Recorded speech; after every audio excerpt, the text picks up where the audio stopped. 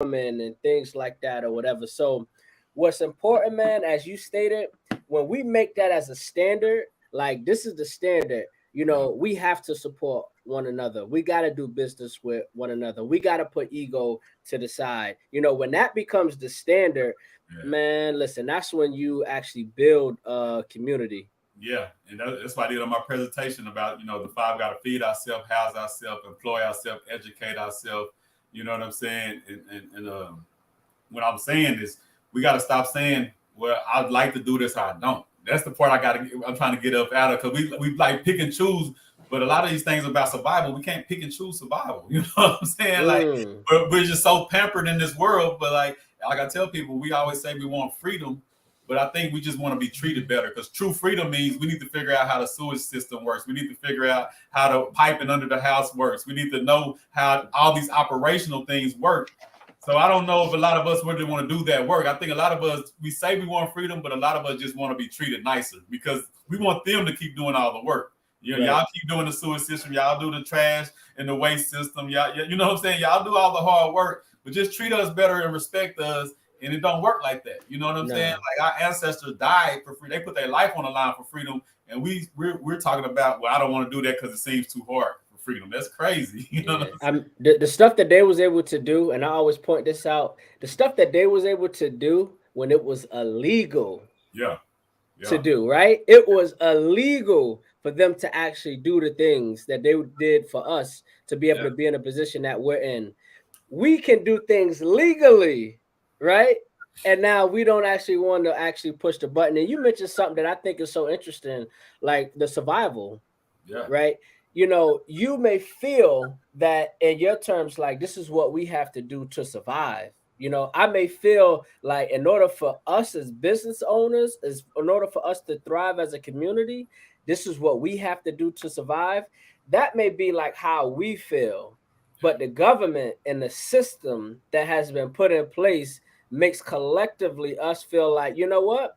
That's not a survival for them. They've made it so easy for us as a group to access certain things to make us feel comfortable that they don't, most of in the masses, they don't look at it as a survival. We look at it as survival because when we look at, as you stated, in order for us to be able to clothe, be able to feed, be able to house ourselves or whatever, this is survival. Yeah.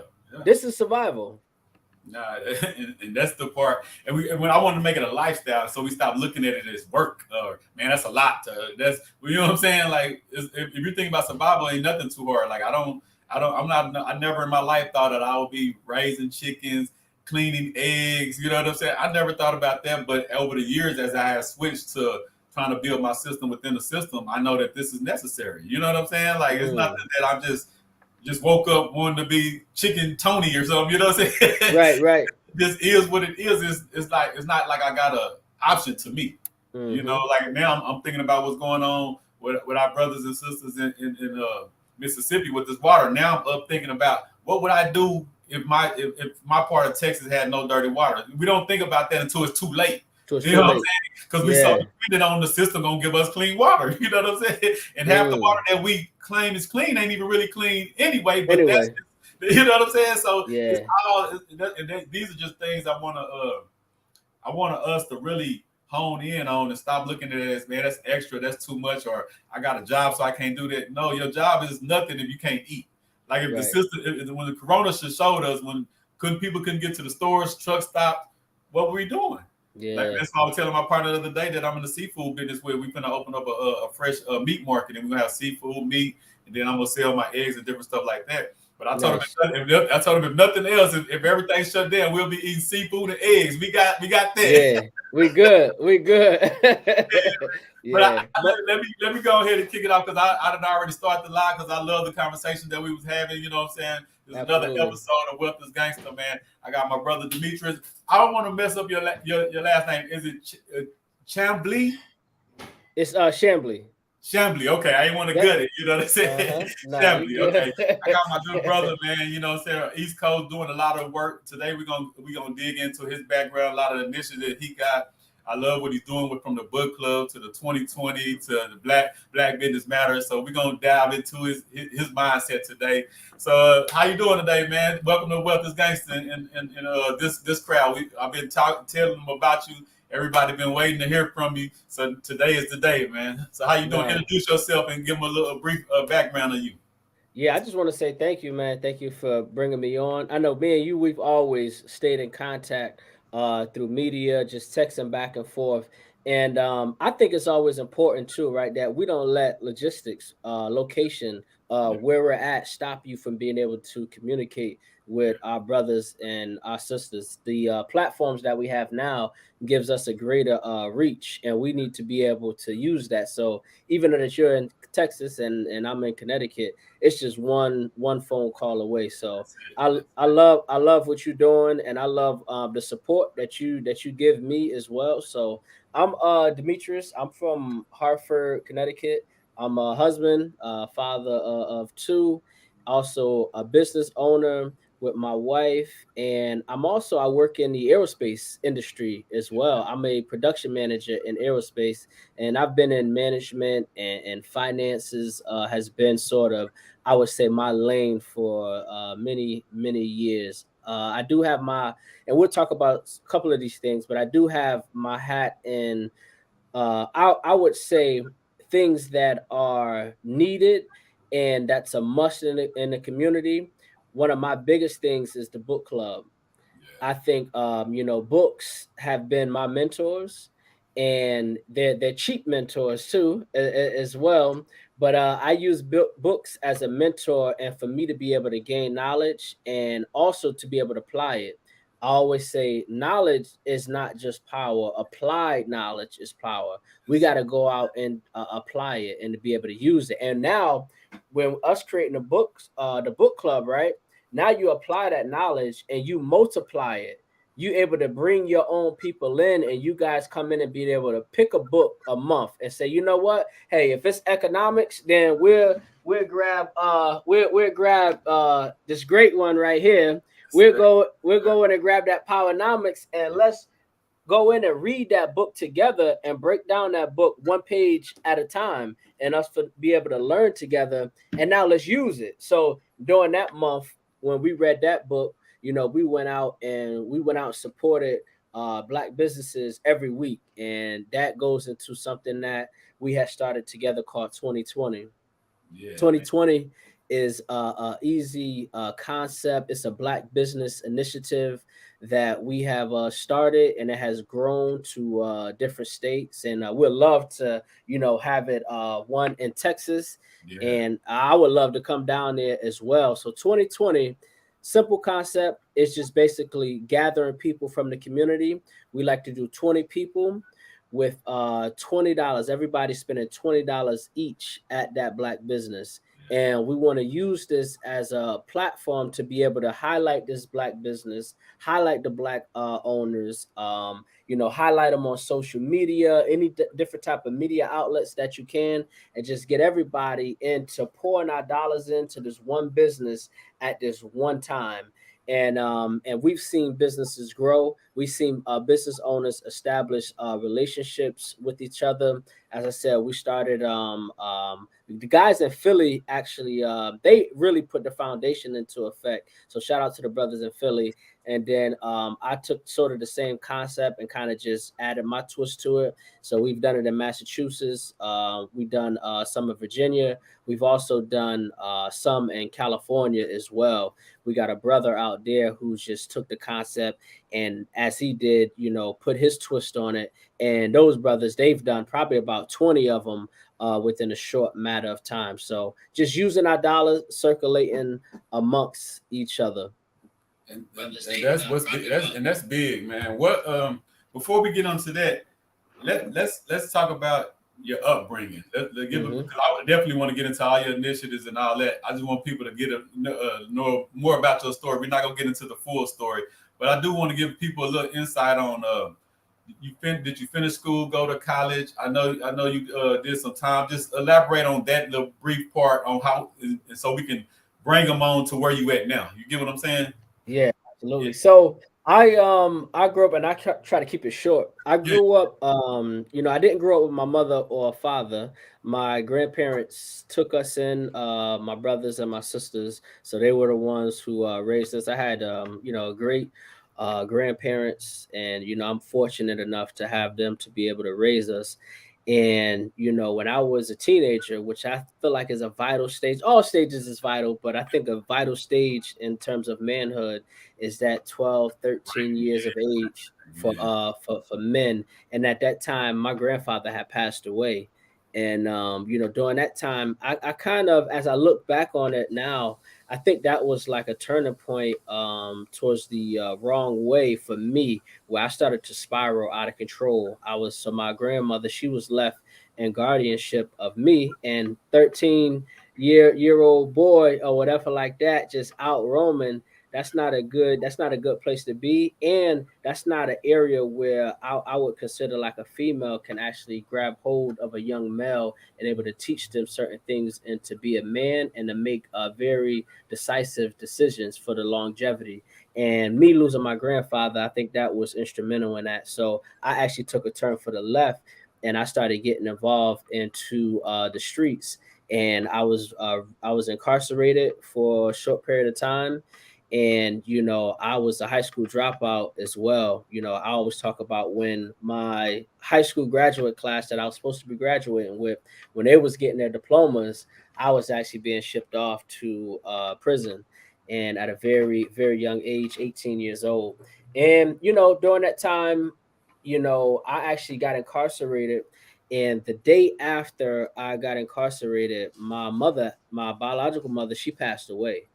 And that was a difficult thing as well for me to actually deal with. So dealing with a lot of loss, a lot of trauma, making bad decisions, and really not having no guidance. I think it's important that that men in the community, that we step up. When we see somebody, a child loses, and we notice now a lot of young brothers are growing up without a father, without an uncle, without a good representation of a black male, of prominence in the society. They're growing up without that. And it's on us as leaders to be able to try to fulfill some of that gap. And I didn't have that at that time. So, as I said, I spiraled out of control.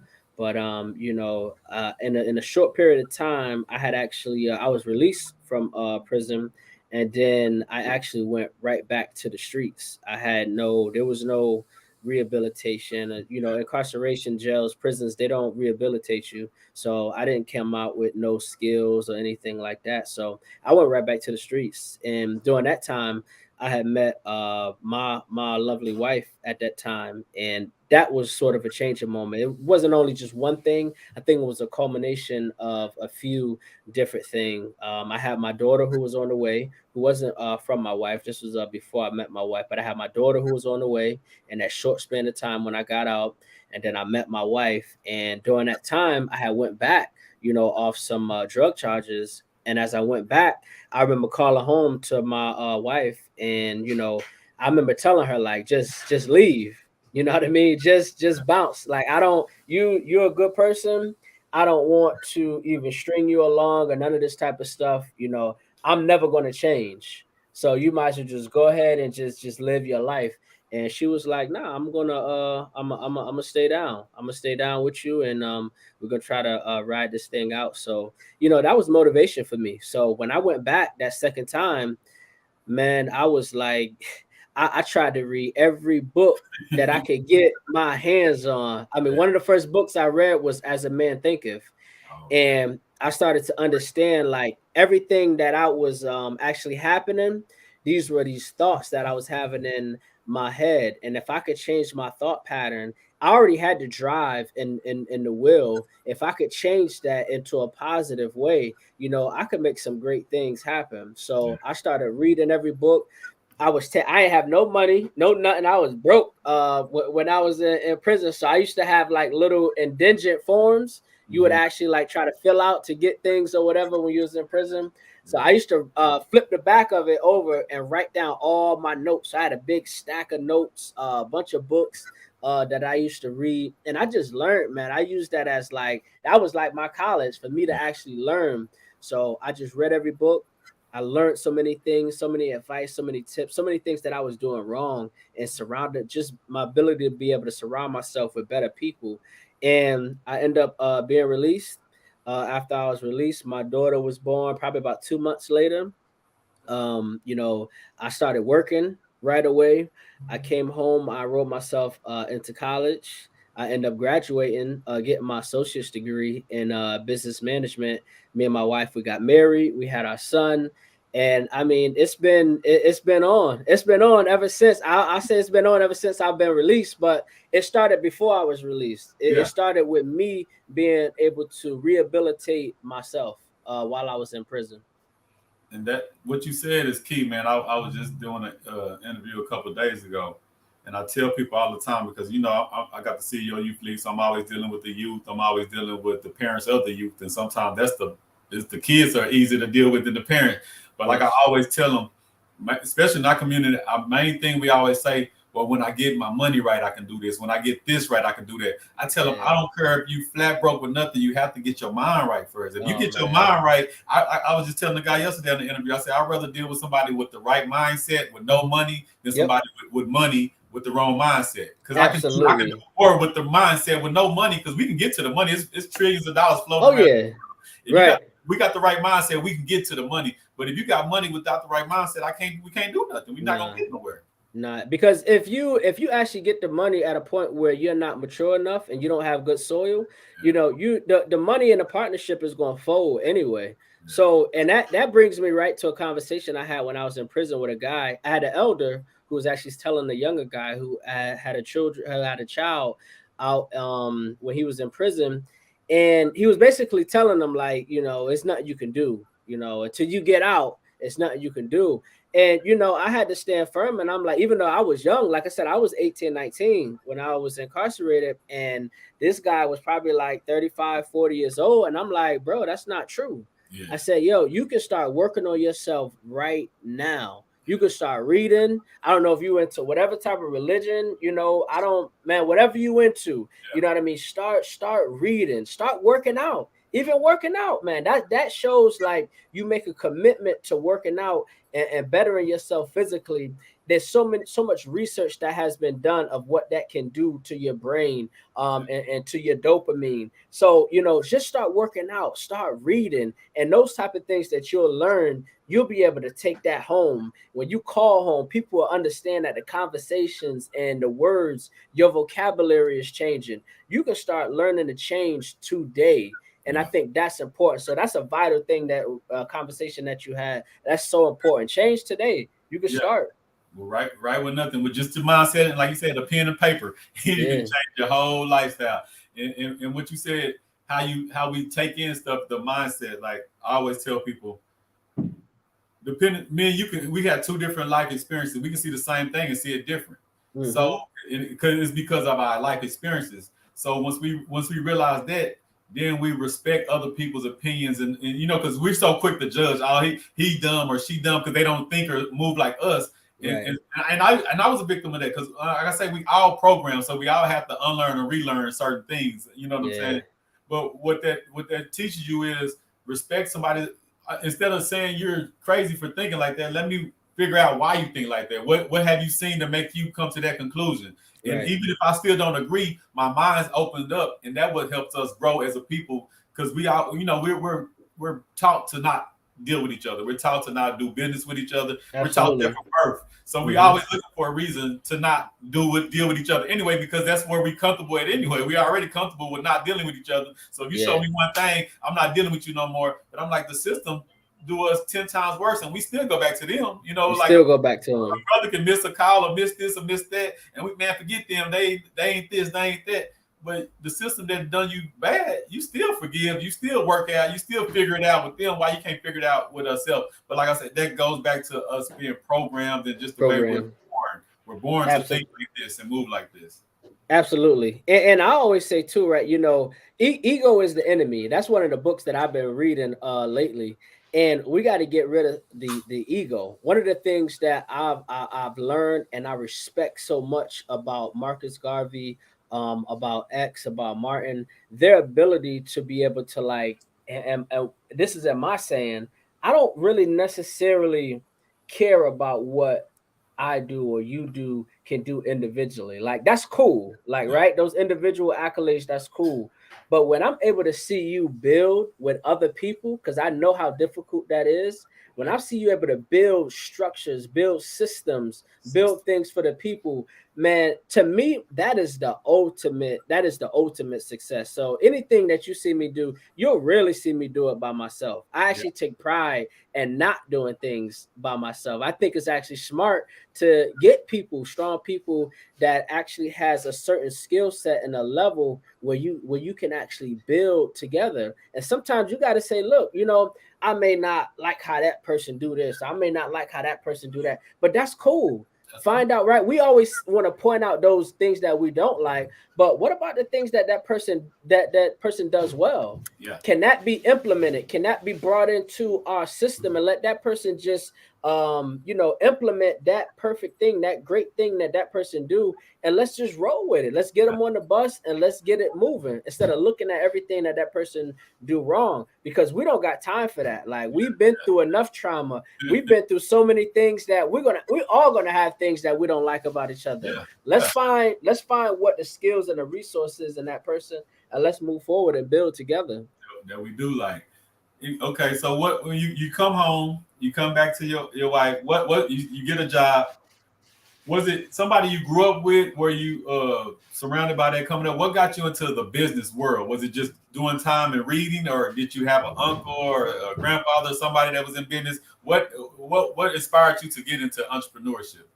Got you. So I actually didn't know this until actually I got into business. That my family comes from a long list of business owners on my father's side. Okay. So, but what got me into business was just really finances. Yeah. I've always been somebody who's been inclined when it came to finances. I used to, as a young child, my father would tell a story about me being able to save my allowance week after week. I would have a box of it was almost like I was probably like 10 years old, and I Yeah. had like a little stash box of quarters. Just I used to all my quarters I used to just stash them in there. So I had my homeboys come over and they be, oh, let's use that to go to the corner store and get this. I'm like, nah, we don't. Nah, I'm not touching none of that stuff. Backing it Like, up. You yeah, running it up. yeah. So I've always been inclined in that way. Yeah. But then, as I said, like going into reading Dr. Claude Anderson, reading different other books that I've read, Rich Dad Poor Dad, different type of books like that.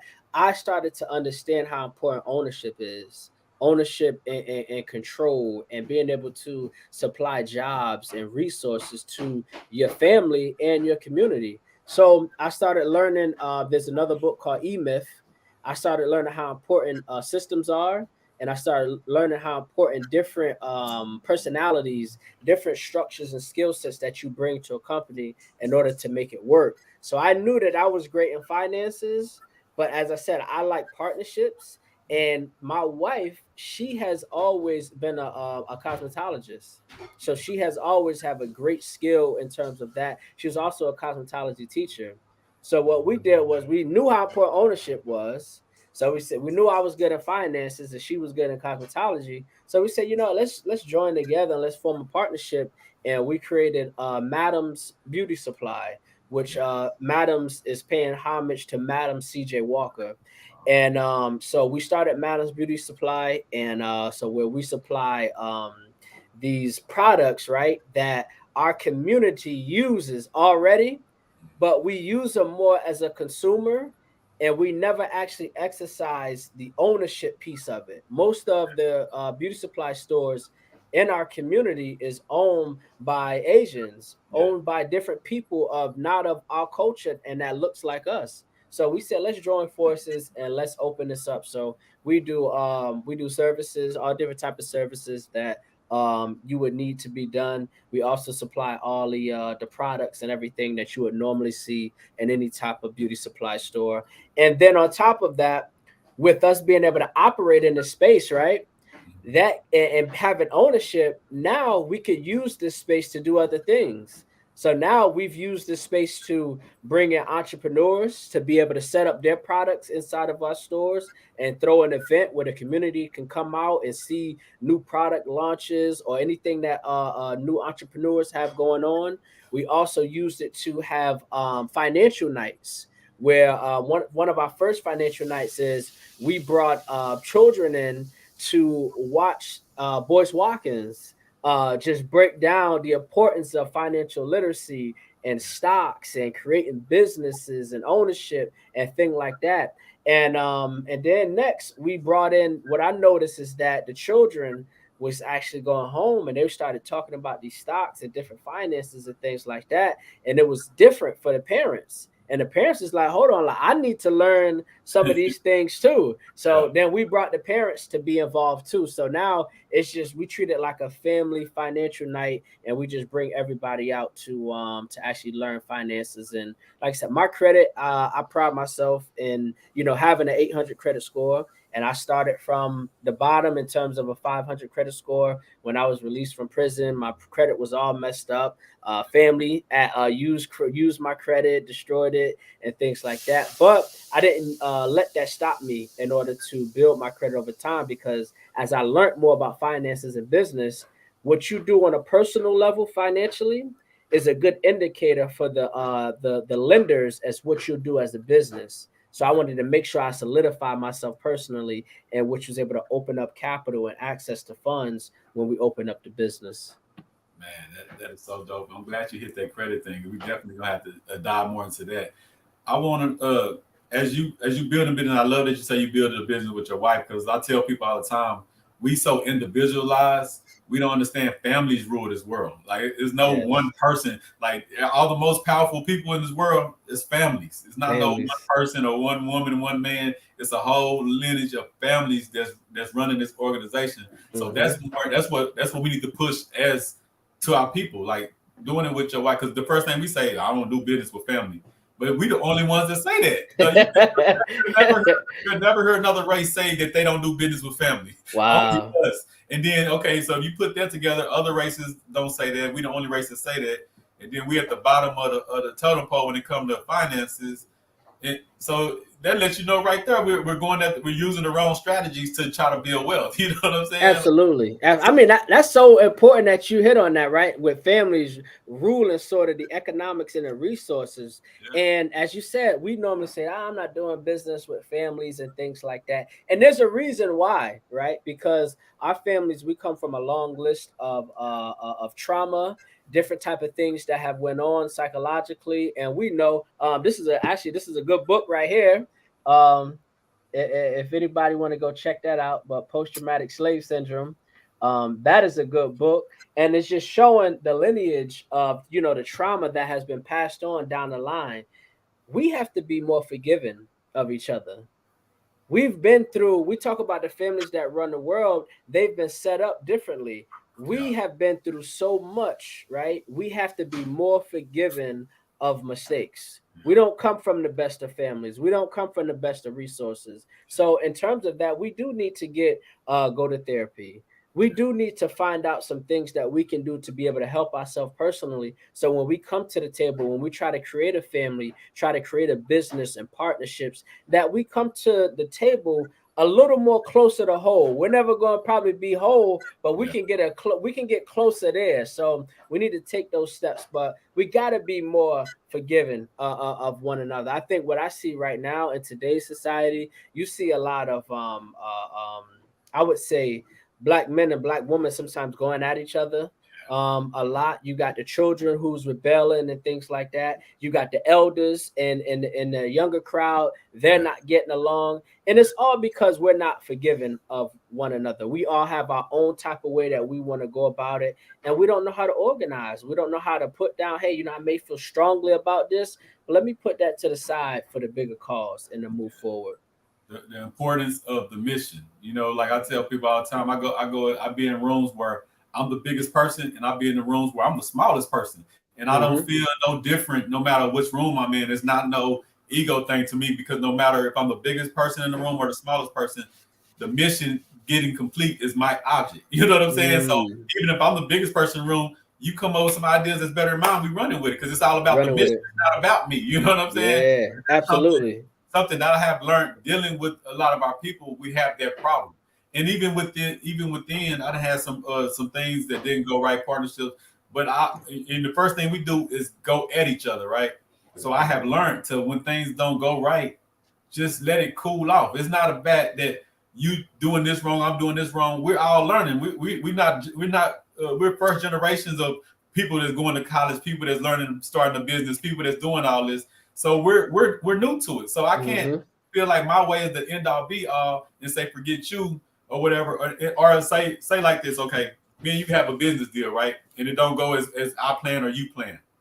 Instead of saying it's your fault, forget you, this and that, we both might need to just step back and regroup. Right. You know what I'm saying? And I have learned that the ones that just go at each other, you just damage something you can't even repair now. You know what I'm saying? Like, you can't repair because you didn't slander me, you didn't damage, you didn't put it all out there. But if you to just step back and went into your corner, I step back, go into my corner, we regroup, and then we had that man-to-man conversation. Now we come back stronger and more united because we done went through a down, but we worked through the down to come back out on this side. And that's the part that we don't know. We it's not no classes taught about this. It's not it's a lot of courses, but we don't teach that type. There's no courses that really teach that. That's really what we need. And we should be teaching that. We should be teaching that because of, like I said, the things that we have been through as a society. I always feel like we should be teaching. There should be courses taught on conflict resolution. Because conflict resolution can happen from a grassroots level, from kindergarten to grade school to actually gangs to relationships and things like that. We have to start at that level. Conflict resolution can be able to be a positive pillar to make sure that things keep happening. And what you talked about in terms of partnerships, right? That's a mature thing to do. That's a mature thing to do, to be able to sit back and sometimes even to take accountability, right? That don't normally, right? We there's a saying that's out there right now, right? Protect my peace. I want to protect my peace. Well, you know what? It wasn't so peaceful for our people that was trying to build and trying to do things together. Actually, it wasn't peaceful at all. It was a lot of turmoil. It was husbands and wives going at it, saying that the husband is spending a lot of time trying to organize. The wife wasn't getting the time that she needed with her husband. Children wasn't getting their fathers and things like there wasn't a lot of peace, but it was all for the greater for the struggle for the actual people. So that's a mature conversation to have. And to, as I will always say, is I don't care whether I am the leader, I don't care if I'm the smallest one on the totem pole, whatever the case is. What matters to me is that we lock ourselves in a room and that we come out with a diamond. I don't care if the guy on the corner got the better idea or whatever the case is. Let's just come out of here with a diamond. That's all that matters. That's it. And that goes back to like when you said we have to learn to work to each other. I tell people all the time, I have never seen a billionaire, even though they got all the money, right?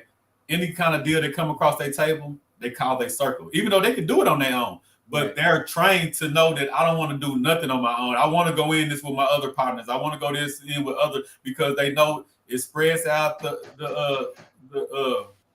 all the weight on you. You know, you don't want all the weight on you, but then you got partners in there. Now, if I got this, I can do it by myself. But if I know I call my boy Demetrius, if I call my partner over here, now I got a group. We're stronger in numbers. Yes, you know what I'm saying? Yes. No matter what, I might can do a good job by myself, but if I have a group of men like you, man, it's no stopping us. You know what I'm saying? Like, and that's what we need to learn, how important that is. Not saying it's cool if I work with him. No, it's a must that we work together. Not like what we started off saying. Sometimes we just, I don't want to do this because it's a survival. And this is part of that survival. No, for us to really get where we say we want to go, I have to work with you. It's not that I can pick and choose if I need to work with you. I have to. You know what I'm saying? And my relationships that I got now, most people I deal with, it's some kind of business that we do together, right?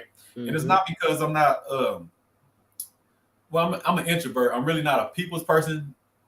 From the streets, I wasn't a people person. Now that I'm in the public, people that know me from back then, like, man, you're a whole different person. But it's because the mission is different. Like when I was in the streets, it was about surviving. It was about making money. It was about staying low. It was about this and that.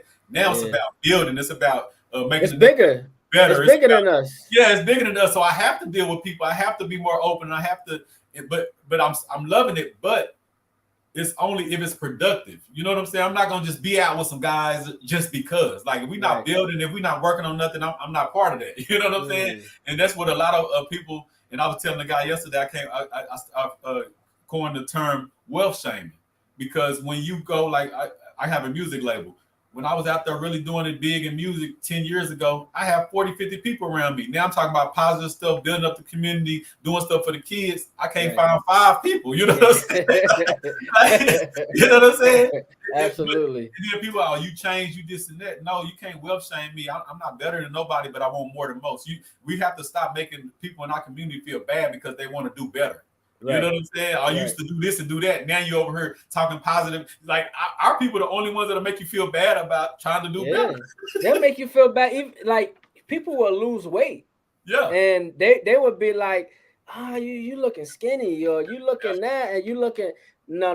It's because what we are not used to as like a really healthy weight status. We're not used to actually seeing that. So the whole family got a long list of diabetes and high cholesterol and all different type of sicknesses and illnesses. So you come to the family and you're more of in a better shape. You're a little more healthier. And so you seem like you're the ostracized one. You're the different one. Well, no, that actually should be like the model. Let's not make that person feel bad. Let's see what that person is doing differently, and let's start to actually start to move towards that way.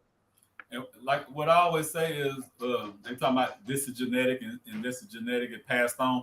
I guess some of that could be true, but like I say, more than anything, you don't pass on diabetes. You pass on the habits that lead to diabetes. Like your grandpa got diabetes, your uncles got diabetes, and you got it not because it was passed on, because y'all been eating the same way and doing and living the lifestyle was passed on. The lifestyle was passed on. That's why it seems like it's going to your family. But that one that doesn't do that and eats better, I guarantee they'll have a different outcome than you. So it's not different outcome. It's not necessarily that was passed on. The lifestyle was passed on. Yeah, and it's actually worse. It's worse for us, because now if it is something in the genes, now you're more susceptible to it.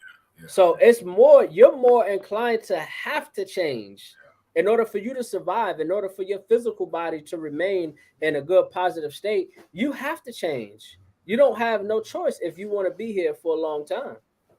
Okay, so let me ask you, and I want to add something too, right? Because just off of the organization standpoint, right?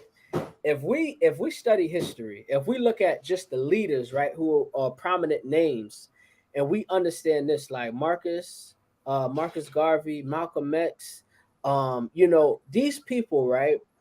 If Martin Luther King, if these people were Malcolm X and Martin, they weren't the best of people to join together and to join forces.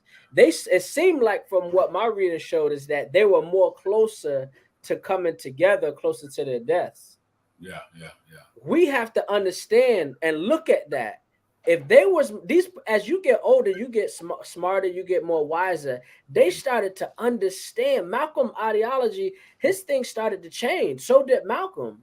So did Martin. So they started to understand, it might be better for us to start working together. And that was closer to their death. We have to pick that up. We have to pick that up and understand, all that little stuff, all of the different gripes and things like that. Let's throw that stuff away. It's bigger for us to actually work together. We can build something stronger. And that was done systematically. We don't trust each other when it's money because we don't have money. We don't trust each other when it comes to religion because we was beat that this religion is better than that religion, or you know what I'm saying? Like, so all this stuff was systematically put into our brains that we're supposed to fight over. Right. But we don't realize, and that's why I tell people the system was set up back then, but they on autopilot now. They don't have to work as hard because we're mentally we're mentally still bonded. You speaking the word now, yeah. It's an autopilot. I always talk about they can just sit back now. Yeah. They done so much damage. It's just like, you know what? They're going to uproot and they're going to destroy each other. This thing is on autopilot now. We can go way back into the history, right? We can go back to Africa. A lot of this different separations and things started from tribalism. Oh yeah. It started from tribalism, and you know what? And then it's transferred over here to say now, even in today's age, you know, even when I was growing up, you know, you from this block, you from that block, you from that area. Oh no, this dude from that state, from that, like all of that stuff is used to divide us. The religion, a lot of those things are used more to divide us. Language, all of that, those different type of things is all used to divide us. And now the men versus the woman thing is another thing to divide us. Light skin versus dark skin, those is another thing to divide. All these different components is just working on autopilot. So we have to be just as cognitive to say, you know what? Even though all of those things is trying to separate us, who's going to be the people and the minds to be able to bring us together? And that's what we need. Like I say, but and that takes with work. And I'm thinking about it, I've been writing down because you know I do all kind of different little things. But the more because we already started conflict resolution like in the CEO Youth League, but that's more for like fightings and different things like that. But like you said, we need to think like that in just business and life. You know what I'm saying? Like, yeah, it's easy if I got a problem with you or you got a problem with me, let me call my brother. You know what I'm saying? Because we're coming in good faith already, so the conversation's gonna be okay. Yeah. It's just when it's in bad faith or when it's some hidden stuff that makes the conversation go bad. But if you got a straight up problem, and I know I'm not here to do no wrong. It's just something that we miscommunicating on. That shouldn't be no problem for you to tell me, man, this right here don't feel right. Or I tell you know what I'm saying? Like, that's just regular grown up conversations that we need to make normal. We gotta be more vulnerable. We gotta be. I've been talking about that in some of our men's group. Like we gotta be more vulnerable. Like if you feel like, you know, a lot of times us as brothers, we don't actually call up, pick up the phone, call each other. We could know we wrong. Yeah. But we like, you know what? Nah, I ain't about to pick up the phone and say, you know, my bad or nothing like that. Nah, I'm about to get on the upper hand or nothing like that. Just pick up. Most of the time, man, you pick up the phone and you say, you know what? Yeah, I was wrong, bro. I was wrong. I shouldn't have did that. 9 times out of 10, the other brother was like, man, you know what? I was wrong the way I reacted. You know, I shouldn't have did that or whatever. And things end up being cool and y'all could build together. But that right there takes a certain emotional intelligence. That takes a certain thing, a conflict resolution, tools and skills to be able to work together, which I think can be able to make us a stronger community. That's dope, man. And speaking of community, what triggered you? Because I know you said you got out, you got into business and stuff because of the finance. What made you the things you're doing now? We're gonna go over the 2020, the Black Business Matters, like the book club, all the things that's community focused. What got you into that world? Was that just something that was naturally in you, or just grew in you as you started doing business, or you started experiencing stuff, seeing stuff? What changed? What went from the entrepreneur? Because there's a lot of entrepreneurs that's not community. Yes. You know what I'm saying? Community activists or just community figures. Yes. You know what? It's funny that you mentioned that. I was just at a brunch with one of my brothers who does a lot of work around trauma in the community today. And what we talked about was, as you just stated, there's a lot of entrepreneurs out there, right? But everybody is going to chase the bag. They're chasing this, they're chasing that. But really, nobody is chasing, you know, being able to go back and get back to the community to uplift the actual community. So my thing, right, is just being able to work with each other and make that, like I said, it can't be a choice thing. Like, oh, I get the choice to be able to reach back and to do this and to do that. And me reading, right? Reading has been so fundamental to me in understanding why did a lot of our strong movements die. You know why a lot of our strong movements died? Because we had like a main pinpoint guy.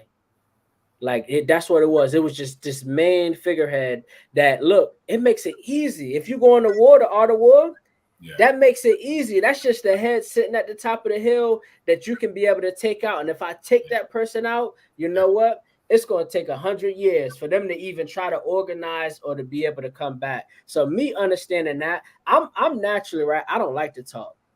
I really don't like to talk. I don't like to do community events, honestly, to tell you the truth.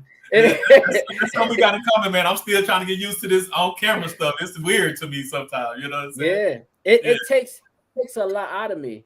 But as I was talking with the brother yesterday, and we talked about how, being an entrepreneur, being in different type of spaces, and all of the cool things and everything that we're doing, I still use my platform, right, to talk about mental health.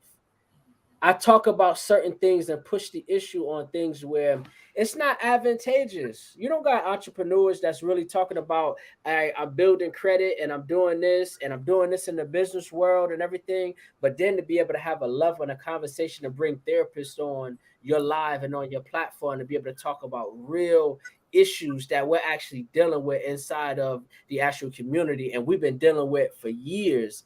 That's, to me, that's the thing. That's the thing for me, pushing the issue on issues that we don't want to talk about. And we talk about finances, but we don't want to put our portfolio out there. We don't want to talk about our credit unless it's good. Yeah, We ain't talking about our credit when it's at 500, 530 or whatever like that. We don't want to talk about those certain instances, but we got to start having these conversations. And to me, that was huge for me to join together with people like yourself, join together so that if something ever happened to me, people would be able to pick up the torch and keep it going. That's one thing Tariq always talk about is no leadership. The code is the leadership. The So code.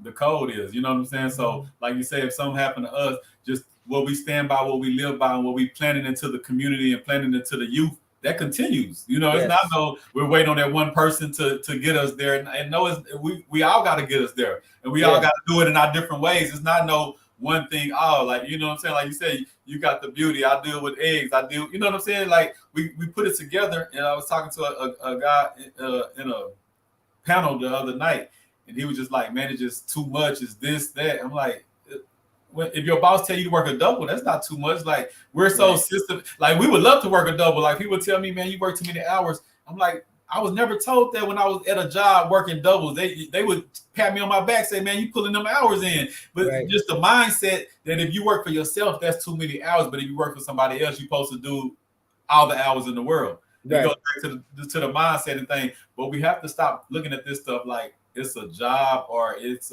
something that we could think about doing. This is just Mm. regular life. This is survival. This is how we survive. And the COVID showed us a little bit, but I don't think it showed us enough pain that our people really got it. Like Right. people were scared for a minute, but they were still in their heart. Well, we know the system gonna look out for us. Pretty soon, the stores open back up. But Right. what's gonna happen if it don't? And they What's don't. our plan? Yeah. You Oh know, man. that's what I'm Yeah. saying. Like when I'm looking at them long lines of people in Mississippi with no water, most people just be like, "Well, I'm glad I'm not there." I'm thinking about what are we gonna do if it happens here? Like you know what I'm Mm. saying? I'm not thinking about just like, "Oh man, I'm glad I'm not there." No, I want to help them. But then on a deeper level, what we gonna do Yeah. if we don't have water? What you know? What I'm How we gonna clean our water? Like saying? how Yeah, we what we gonna? gonna do? Yeah. Like, what are we gonna do? Because water. What my mentor always say, stuff like water is like the toilet.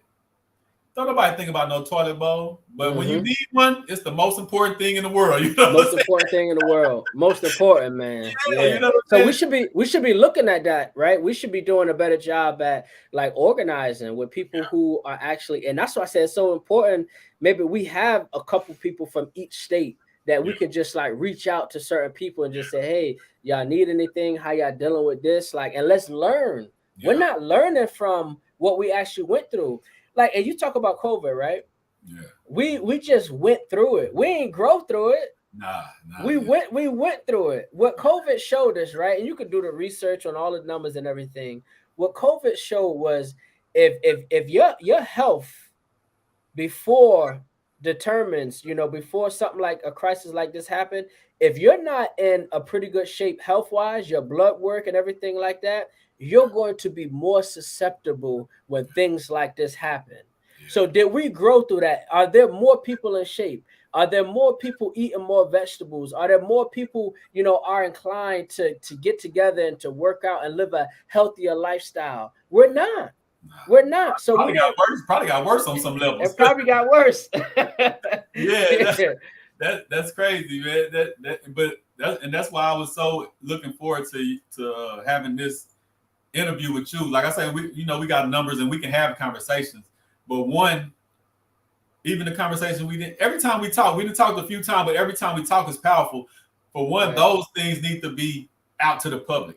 Like, you know what I'm Yes. saying? And that's what got me into doing this, because I've been having conversations like this for years, and my partners would be like, "Man, you like people need to hear you talk like this." But I'm like, I just like talking like that to my team. I'm not really trying to be in front of a camera and talk Right. like that. You know what I'm saying? And I Yeah. realized that I'll be kind of timid until I get warmed up. Then I just go with my natural You just state. go with it. I start forgetting that I'm on camera and stuff. Then I just be the natural person that's really deep into these issues on a daily basis. You know what I'm saying? Yeah. So Shout out to one of my best friends, Malik Champlain. You know, he's one of the guys who he talks to me a lot of times because I'm more of a guy who's in reserve. Like I'm always like I got my head down. I'm working. I'm yeah, working. I'm working. I'm working to build myself up to be as strong and stable as I can be and to help be able to build my family, my community. But man, when me and him having those one-on-one conversations, he'd be like, bro, man, yo, that's deep what you talking about. Like, you need to share that with the people. He's like, I'm in conversations with people that's just out there, yeah, and he's like, yo, I got a guy that like what you talking about. yeah, He does that. Like yeah, he does that on a daily basis. This is one of the most disciplined people that you will ever meet. So he's one of the guys, man. And you got to keep people like that around you because he keep me motivated into that space. Because if not, I just be chilling, just doing the work, sitting back in my community, just trying to help the people that I can. But as you said, like sometimes you got to get the word out there. You yeah, you don't understand the people and the lives that you can change with them being able to hear a word from them, hearing our background and yeah, what we came from and what we was able to succeed and to be able to do. So it's important that yeah. we do get the word out there. It's super important, man. So let's go over the beauty. Let's talk about the beauty supply real quick. What I know you touched it. You and your wife is still going on now. What's the vision for that? Is it just I know you? It sounds to me the way you set it up. It's a beauty supply store, but it's kind of like an event space too. Kind of like Yeah, oh, it's in a we use it as an event space. I yeah, mean, that's just part of ownership. When you own a space, I mean, you're already paying rent or yeah, whatever the case is. If you own it or whatever, yeah, you already have the space. Now maximize. you can use it. You can maximize it. You can use it for whatever you want to use it for. And so to me, that's really the growth part of it. Being able to do those events, being able to have access to those things and being able to have people in the community to be able to learn to come in and do internships for our children working there, for them to be able to learn those skills or whatever. To me, that's like the most important thing to me. If we had to shut the business down tomorrow, the things that we've learned over the time since we opened up, the things that our children was able to learn, it's the important the roots that Yeah, we've planted. Like we're not even going to see those. I may be long gone, but those roots has been planted in our daughter, into our son, and they're going to continue. They're going to be talking about these stories, and they're going to hear like, "Hey, your great grandfather, your great great grandmother, they was business owners, and they did this and they did that." And the vision, right? The confidence that comes from knowing that your family members was in this type of space, it gives you a confidence, man, that you just can't buy. yeah. And I see you got the Bob Black in there. Tell our audience about the importance of the Black Business Matters, the 2020, these initiatives that because I see you're super into supporting other Black businesses and Yes. putting and circulating our money, which we I'm pretty sure we both got a big chunk of that from the Dr. Claus teachings. You know what I'm saying? Yes. So tell the audience about the Black Business Matters and how important it is that we do really live by the saying of circulating our dollar. Yeah. So to me, I mean, to me, it's not a choice. Yeah, It's not a choice of if I support my people and my businesses that's in the community. So this I always say what I wear is a reflection of how I feel. So as I said, I don't like to speak a lot of times, but I don't even have to speak. But by what I wear, see, people are always looking and they're like, "Hey, you got the hella black shirt. You had an all white event or whatever. You got the hella like." So people they love that. I got the red, black, and green on. The hat that I have on right now, and we can get into this, but just another thing that signifies just investing together, coming together and growing as a group. This is a prolific society hat. This is an investment group that I started with me and a couple of guys that we actually grew up with, and that we're funding, we're throwing our money in, and we have a vending machine business. We got some merchandise that we put on sale. We invested into stocks, into crypto. We got so many things that's going on. But in terms of supporting Black businesses, like I said, it is not a choice. We have to do it if we want to be able to send our kids to be able to get jobs from people who look like us.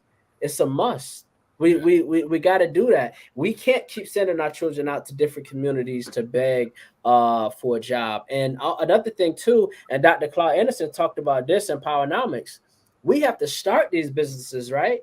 So then if our children do want to go off to college and they want to major in certain subjects, they need to have a grounds to come back to and to say, hey, dad, mom, I want to be able to implement these ideas and to grow the actual business. But we don't have that too much. We have our children coming back and trying to start from ground level again to start the business. No, our children need to be able to learn these different type of skills and to say, you know what, dad, mom, I want to take this whole business to a whole nother level. And we need to be open to those bright ideas so we can be able to transfer the ownership over to them and to keep things growing. So it's important. It's important that we circulate our dollars. It's important that we make sure that our dollars are going to businesses where the community actually benefit from. Yeah. I always say it's not enough for you to be a business inside of the community. The community needs to ask, how do we benefit from you? Yeah. That's important. We got so many people who are and Dr. Claude Anderson talked about this. They're inside of our community, right? But it's just the cash. It's just a cash dump. Yeah. We're giving them all of our dollars. We're dumping in our dollars. And you know what? They're filling up the truck. And guess where that truck going? It's going out of our community, and it ain't coming back. It ain't coming. They don't live in our community. They just want to actually take from our community and build their own community. So we got to support each other. Like I said, be more forgiving. I probably support more Black businesses than most. Yeah. You would never see me put out a post or slander any type of Black business or anything like that. I will confront the owner face to face. Yeah. And if not, you could take a simple method like this. If you have a problem, and I've seen people, and it hurts to see people actually talk about other Black businesses, and I know the things that they go through. And it's always twofold. Yeah. Black business owners, we need to do a better job at making sure we come in a professional manner and to keep tooling and making sure our business are right. But also from a consumer level, you may not even want to approach the business owner. You know what you can do? And maybe this is a concept we could actually inherit inside of our community. Maybe just send a letter. You can send a letter with no return address, no anything, and just say, hey, look, these 5 things or whatever I did not actually like at the business, and I would like to see this actually improve. And just send a letter off. There's no contact, there's no interactions. You don't gotta feel bad or nothing like that. But the owner at least get that constructive feedback, and the owner can never say, you know what? Nobody never told me that I was doing something wrong or that I need to improve on certain things or whatever. But we have to deal with it in a way out of love. And we need to be fair, man, because like you said, business owners, we gotta be on our stuff. We gotta be taking care of our business, and we gotta get better. Of course, we can't start off at top because we ain't got the same resources. But whatever we start with, we have to be at least great at what we got to start with. You know what I'm saying? Just be great. Mm-hmm. But the other side of that is, because I ran multiple businesses and things like that, and this is an example of what I'm saying about we need to be fair. When I had my food truck, right? A lady, I knew what she meant, and that's why I had to turn it around on her and tell her this is what you really mean. But she was like, I don't eat. I was asking, you want some barbecue? You know how you talking to customers walking past the truck or whatever. Just hey, check it out. Well, we got this, that. When you try a plate or something, I don't eat anybody's cooking, which is cool because I'm not a person. I don't eat everybody's cooking too, so I'm not down to you for that, right? My thing is when you say that, but in your car is a McDonald's bag, you do eat everybody's cooking because that's an 18-year-old probably didn't wash his hands or her hands. Or you ain't Right. no telling what you got out there. So for you to tell me you don't eat everybody cooking, but you got a big McDonald's bag, that just let me know that's basically saying I don't really want to support a black business. That's what it sounds like to me. I don't know. Maybe I took it too far, but that's the way Yeah. I take it when a person tell me they don't eat everybody cooking, but they stay at a fast food restaurant every day. Yeah. That's what I mean about be fair. You know what I'm saying? Like, Nah, I, I love it, and I think you bring up a great point, and being fair to one another. One of the things that I've seen is that the closer proximity you are to the next, your level of accountability rises. And many people ask me why do we seem to go at each other in terms of that and critiquing each other businesses and dogging each other out. It's because we're in close proximity. Your level of accountability is different from your wife than or your husband than you have for other type of people, because you guys have a joint like partnership together. You see each other all the time. Same thing as businesses inside of our community. We see them all the time.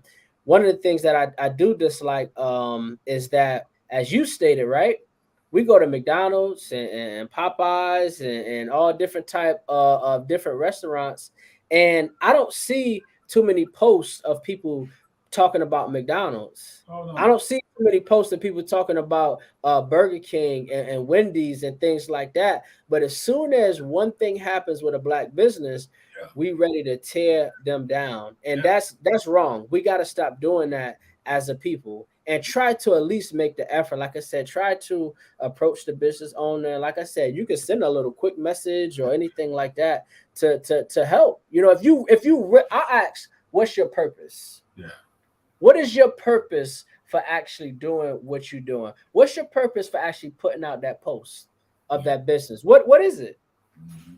And when you ask people like that, you put them on the front stool to say, all right, let me think about what is my purpose? Because 9 times out of 10, too, some of these people do want the business to do well. Yeah. They would like it to do well, but they don't know how to go about it with it in a constructive and in the right actual way. So if the purpose is to build businesses, if the purpose is for our businesses to become better, we got to use different tools in order to reach that point. And we have to understand that I always talk about how NBC 40, 50 years ago was in a small little room, black and white. To us today, it seems like they've been big forever, but they Right. actually 40 years ago they wasn't what they are today. The ESPN was nothing 30 years ago, 40 years ago. It was a little room with some cameras, Right. but they was given time. They had the resources up top, but they were given time to grow and become great. You know what I'm saying? Yes. I studied big companies, so like the first thrift store I started with, that store was bigger than the first HEB or Walmart. They Mm. started somewhere, Yep.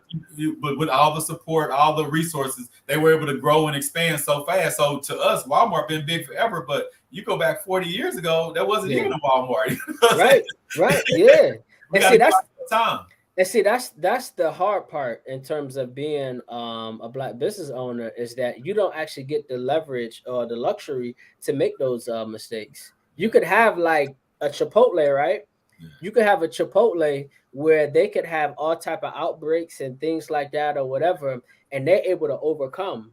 Why? Because of the support yeah, that still just follow. Yes, they've made a mistake. They're going to be able to correct that mistake and be able to still push through. yeah, But as soon, man, listen, as soon as somebody they say, you know what? Look, I don't like Tony. You know what I mean? I don't like what he's doing. So I'm gonna go over here to that person store, somebody that don't even look like them or whatever. We got to stop doing that. yeah, Our support stop if we don't like the owner, or if we don't like this or we don't like that or whatever, then we go and support somebody else. yeah, We got to stop that, man. We got to. If this is a product or something that you use, no matter whether you're dealing with a person or not, we got to still support, because the mission, the goal is bigger than just me and you. yeah. And that's why these conversations are important because like you say, I'm my biggest critic. I wake up every day and get on myself about what I'm doing, what I need to do better, just different things. But we need to be able to do that as business people, check ourselves, but as people of the community. Put it in front of the community. We need to stop this. This is what we're doing. Like, make them look in the mirror and be like, "Oh yeah, I did do that."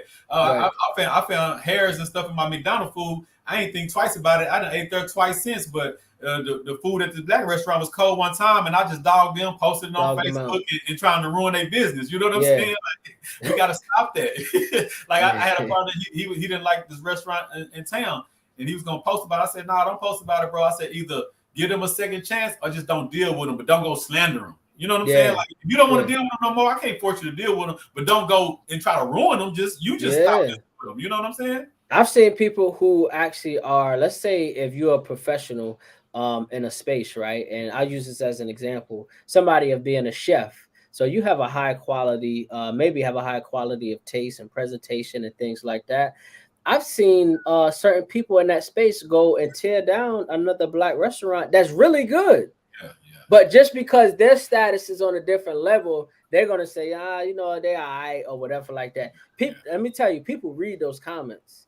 You can leave those comments or whatever like that. I have people call me and they say, "Look, I seen this person leave a comment about this or whatever like that or whatever," and they're not even liking, they're not even commenting back, but people are reading those comments, and it can be destructive for the growth of that business. And it takes a long time. It takes a lot of resources for somebody to be able to build that brand and to be able to build that business. And we got to be more careful.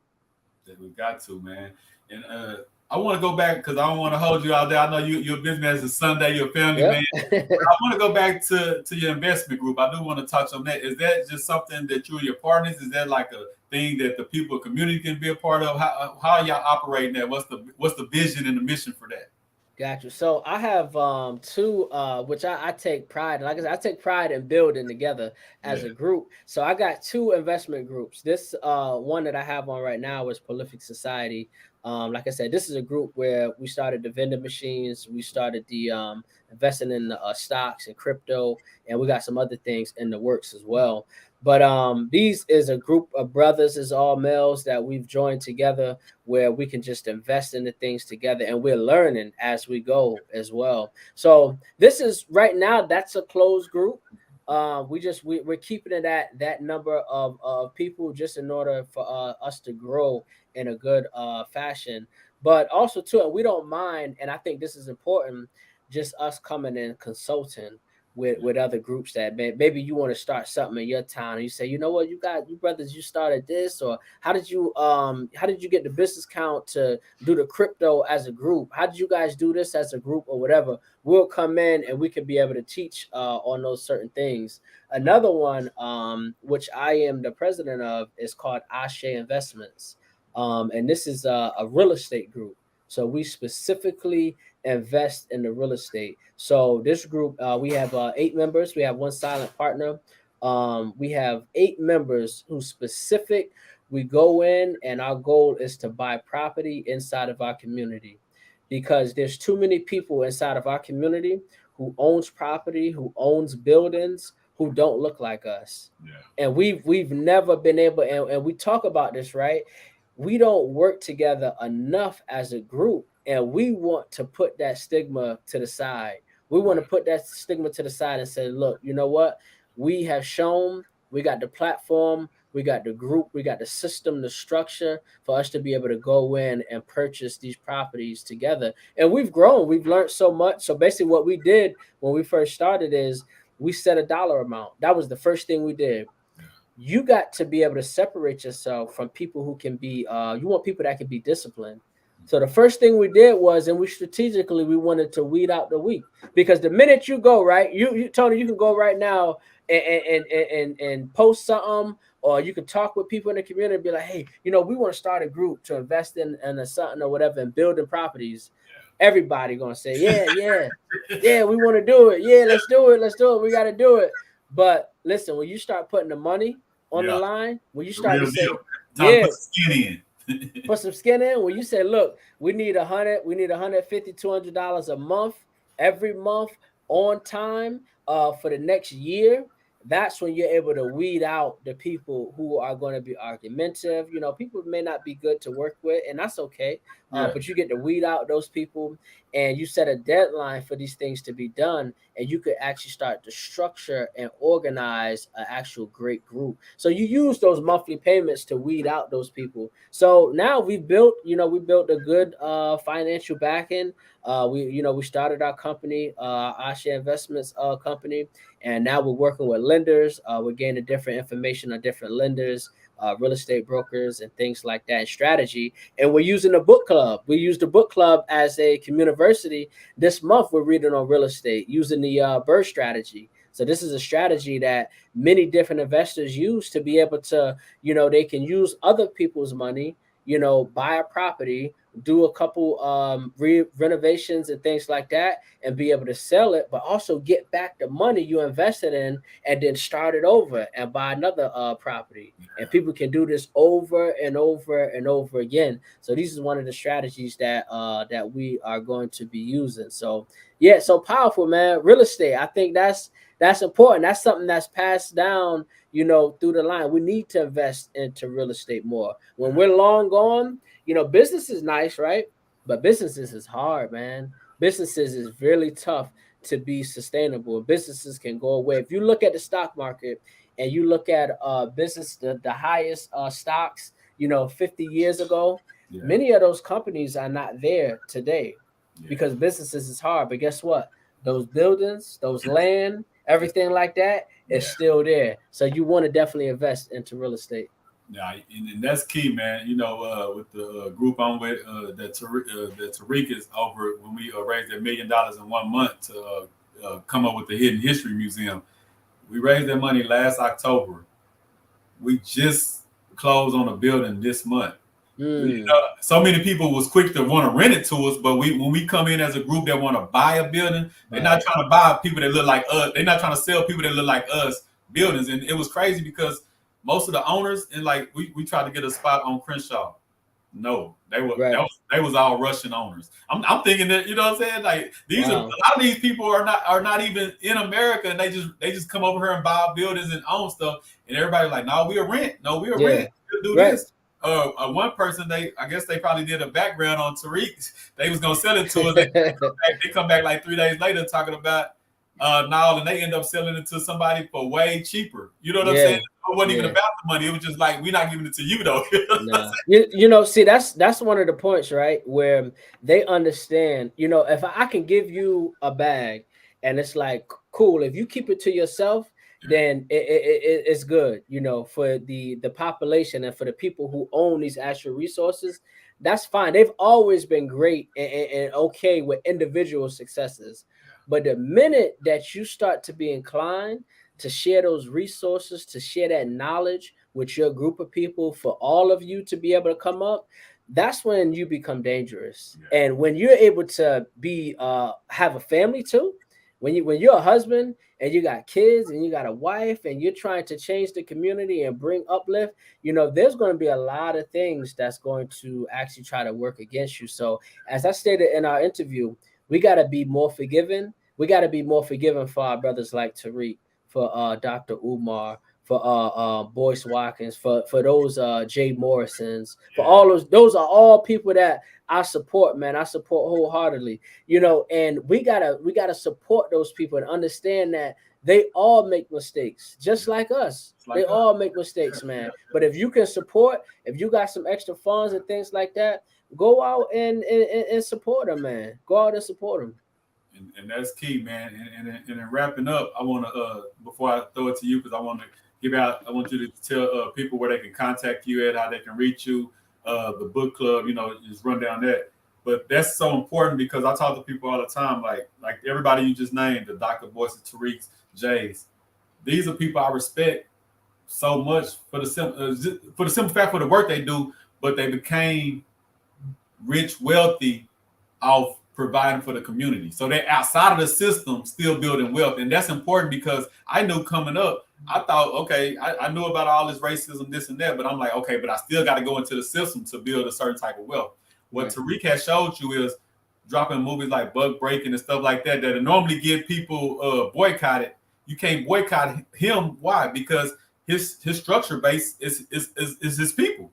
So he people. don't need the commercials. He don't need all that stuff, and he's still living right by Chris Brown and all them. Why? Because he got a community of people that stand with him no matter what, and that's what's important. Like the stuff you're doing, you need you have a community of people, but you need people in Texas, LA. Everybody needs to know what you're doing and supporting, and the things that you're doing. If you have support in every 50 states from just your community, not saying that nobody else can support you, but if you just had 50 states of just your community, you'll be out of this world. You wouldn't even need nobody else. Absolutely. Absolutely, man. We got, we got to stop doing this thing where we wait till people pass away to like understand their greatness. What you doing, man, the number of things that you doing down in Texas, man, I haven't seen anywhere from nobody in our community. And I know how difficult it is. Like, if you was to pass, they're gonna be like, man, what this brother was doing is like on some next level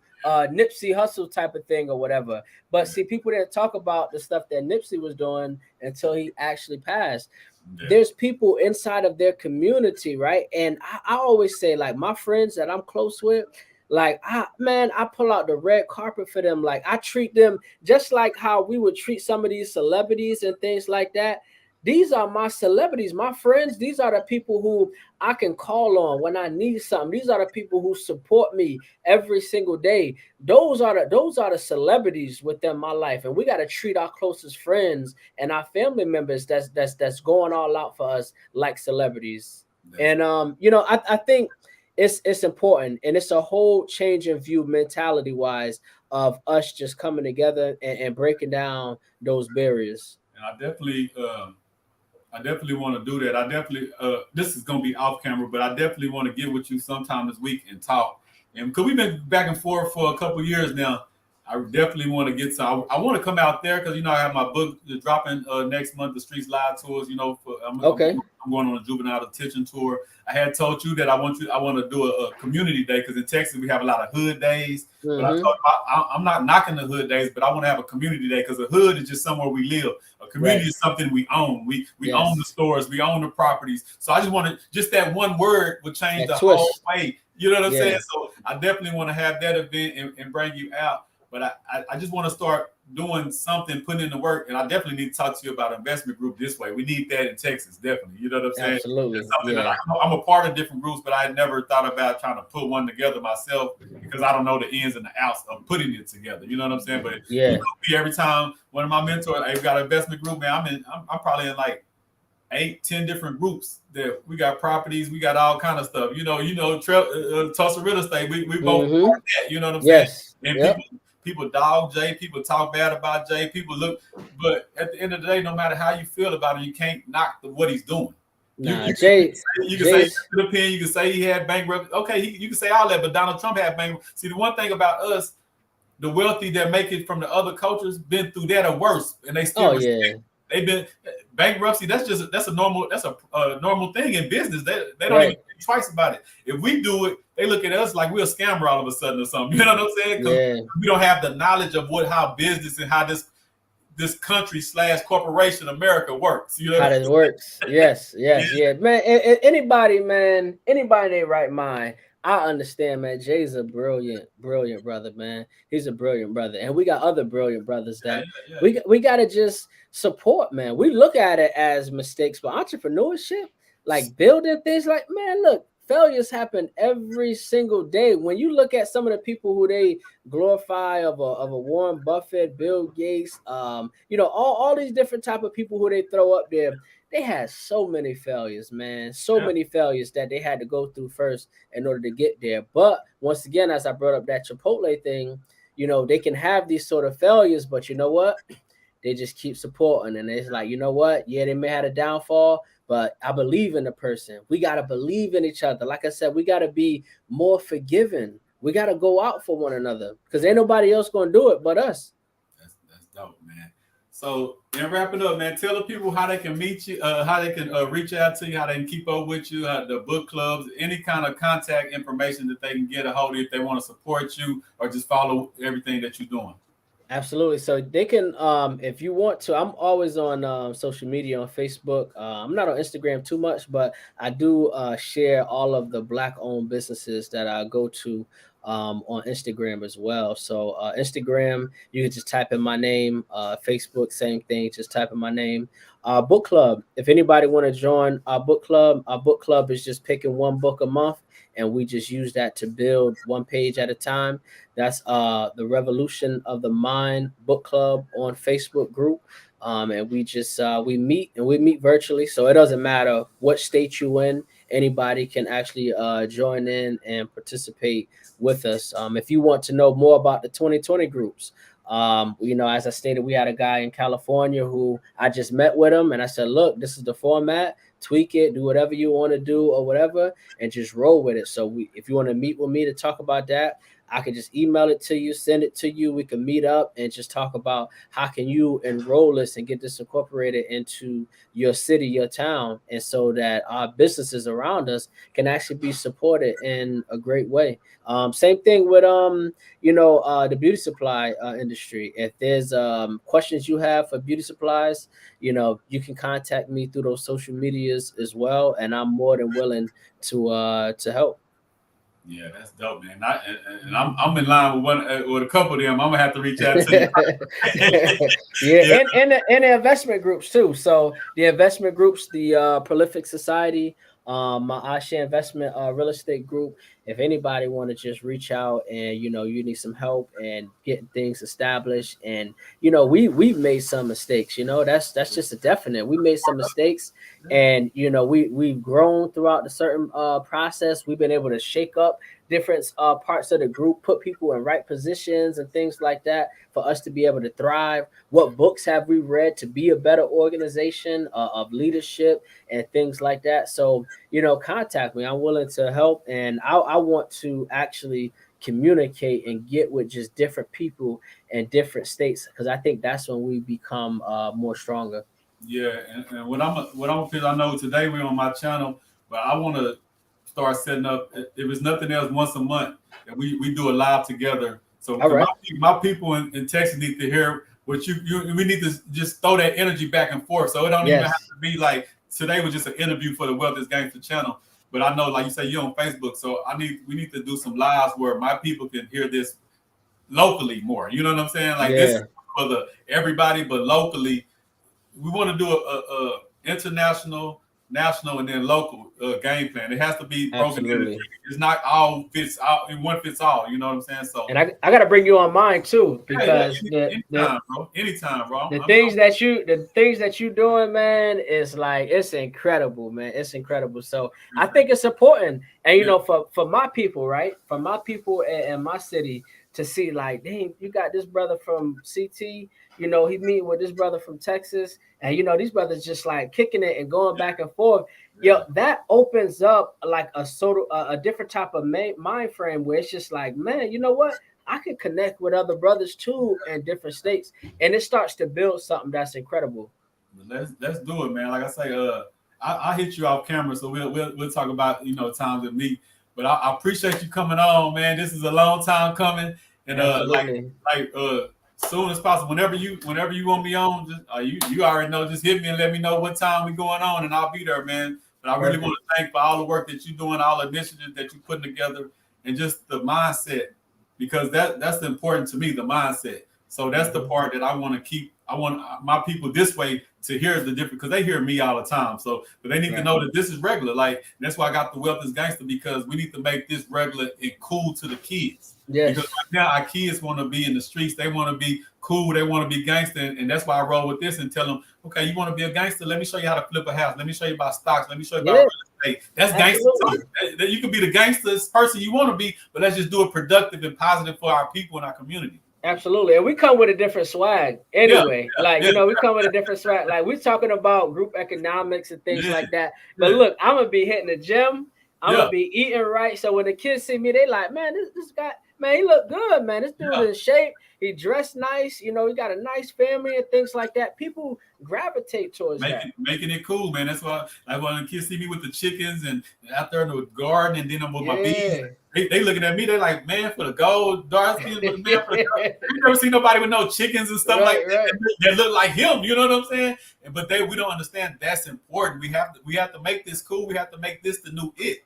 You Yes. know, so that's why I really wanted you on, because I want my people, your people, your way. They know what you do. They familiar with you, just like my people my way familiar with me. But we need to cross it and let people know that this is just a normal thing. This is regular. Like black men kicking it, and we ain't talking about nothing but positive and community. Positive. That's regular conversation. That ain't something abnormal. You know what I'm saying? Absolutely. That's what I appreciate about you, bro. So we gonna stay in contact. I'm gonna be getting with you this week to see what days we can really have maybe a 30-minute conversation, because I want to talk about the investment group and I want to talk about a few other things. But I thank you for coming on the Wealth is Gangster. I know I got some people in the chat now just saying great interview. So I already knew they was gonna fall in love with you, man. So y'all go follow my bro, man. But I'll be getting back with you soon, man. Thanks for the interview. And this was another episode of Wealth is Gangster, man. You have a great day. Absolutely. Appreciate you. Appreciate you, man.